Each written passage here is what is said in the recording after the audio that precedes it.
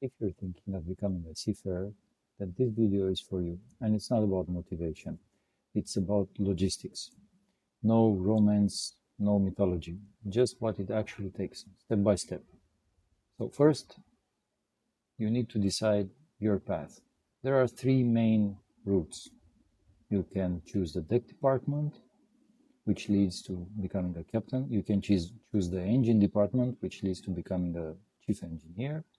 Or you can choose to become a rating, either deck or engine, which are non-officer essential roles, but without an officer license.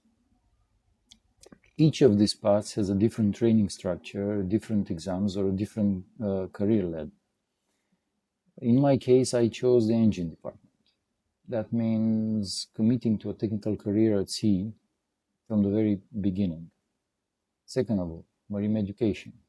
If you want to become an officer, you must attend an accredited maritime academy, which will take time. In my country, for example, this means 4 years of study and then a master's degree. And this program includes everything from mathematics and physics, navigation, engineering theory, maritime law, all kinds of safety procedures, simulator training, and a mandatory sea time as a cadet. This education must comply with the STCW Convention, the international framework that regulates maritime training and certification. Without that compliance, you cannot sail internationally. Third, certifications. Beyond academy, you must obtain mandatory certificates. That means a basic training, basic safety training, which consists of firefighting, personal survival techniques, elementary first aid, personal safety, and social responsibilities. Then advanced courses, depending on the rank. For tankers, for example, this includes tanker familiarization and tanker specialization, advanced oil tanker operation or chemical or gas, depending on the vessel type. Every certificate has a validity. They expire, then they must be renewed. This is not a one-time thing. It's continuous throughout your career. Some courses have no expiration date. Most of them, they do. Fourth, medical requirements. Before you even sign a contract, you must pass an approved seafarer examination. Eyesight, hearing, cardiovascular health is checked.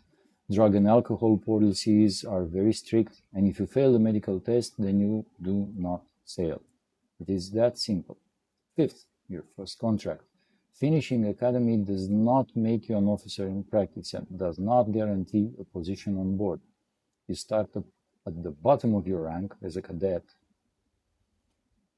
and then a junior officer, and as you accumulate sea time, you advance. For example, the progress from cadet to officer of watch requires anywhere between 6 and 12 months experience, sea time, depending on the country where you're coming from and the requirements there. To reach, for example, a position of chief engineer or captain, this typically takes at least 10 years minimum, including exams and sea time. Promotion is not automatic. It depends on the sea time, on passing competency exams, on company evaluation, and on performance on board. 6. Financial and practical realities. All these trainings cost money. Courses cost money. Medical examination cost money. Travel to and from the vessel is usually covered by the company. I've never met a company yet that doesn't cover this travel expensive. And the contracts, they usually last anywhere between 3, 4 to 6, 7, 8 months, depending on the position that you occupy, depending where you're coming from, depending on the type of vessel that you are working on.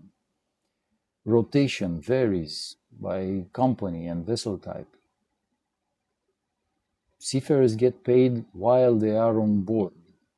Leave periods are unpaid in most cases, although there are companies who do pay on an on-off system.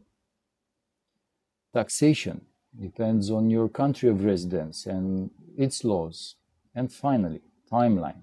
From the first day in the academy to reaching senior officer rank is rarely less than 10 years.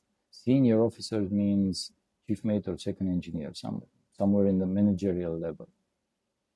Becoming a captain or a chief engineer usually takes at least 15 to 20 years from the moment you graduate academy and you step on board of the vessel.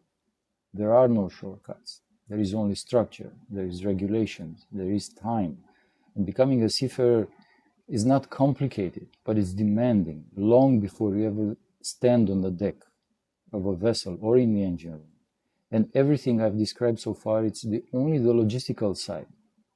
So whether you are suited for life at sea, that's another discussion, because a seaman is not made, he's born.